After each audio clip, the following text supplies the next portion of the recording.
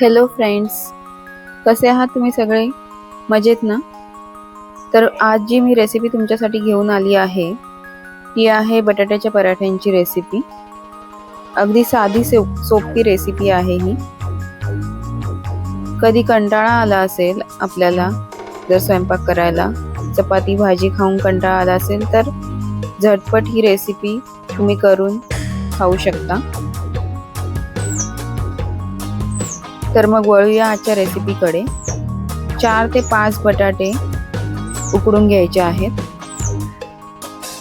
मी कुकरमध्ये ते शिजवून घेतले आहेत आणि अशा पद्धतीने ते व्यवस्थित स्मॅशरनी स्मॅश करायचे आहेत।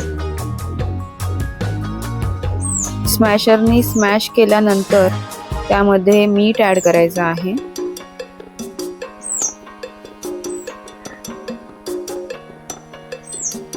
आणि मी घरीच ठेचा बनवून ठेवला होता आधीच, तो मी ॲड केला आहे या बटाट्यांमध्ये। तुम्ही क्वांटिटी बघू शकता। ठेचा ॲड करून हे मिश्रण व्यवस्थित एकजीव करून घ्यायचं आहे, म्हणजे मीठ आणि ठेचा व्यवस्थित बटाट्यांना लागेल।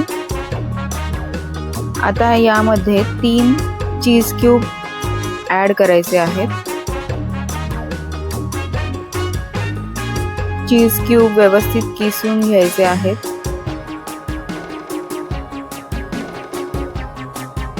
या बटाट्याच्या मिश्रणामध्ये आणि नंतर ते सुद्धा व्यवस्थित मिक्स करून घ्यायचं आहे। जे किसलेलं चीज आहे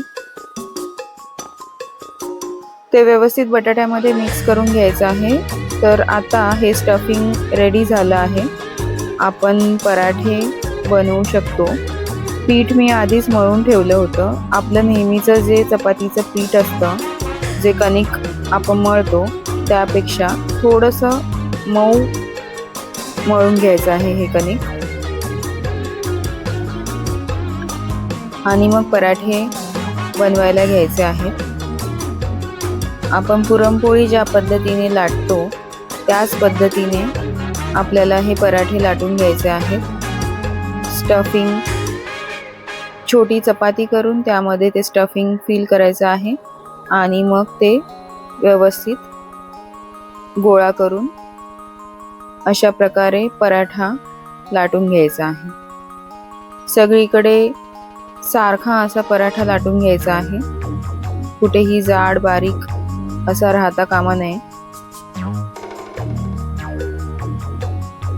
आणि लाटून झाल्यानंतर व्यवस्थित खरपूस असा भाजून घ्यायचा आहे। अशा पद्धतीने हे पराठे केले तर ते चवीला सुद्धा खूप छान लागतात आणि टेस्टी पण होतात खूप। आणि घरामध्ये सगळेच हे खाऊ शकतात। तुमच्याकडे पण कोणी लहान मुलं असतील तर लहान मुलं सुद्धा हे व्यवस्थित खाऊ शकतात। लहान मुलं असतील तर तुम्ही थोडं तिखट कमी घालू शकता बटाट्याच्या स्टफिंग मध्ये।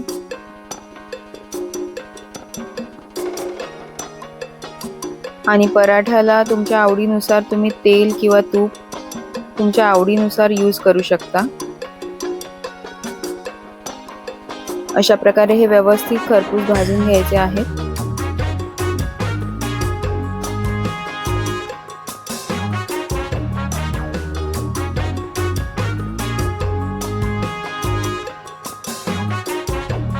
सो फ्रेंड्स, तुम्ही बघू शकता किती छान होतात ते पराठे। रेसिपी जर तुम्हाला आवडली असेल तर व्हिडिओला लाईक, शेअर आणि सबस्क्राईब करायला प्लीज विसरू नका। सो फ्रेंड्स, पराठे रेडी झाले आहेत आणि हे पराठे दही सोबत खूप छान लागतात। Thanks for watching guys. Bye bye.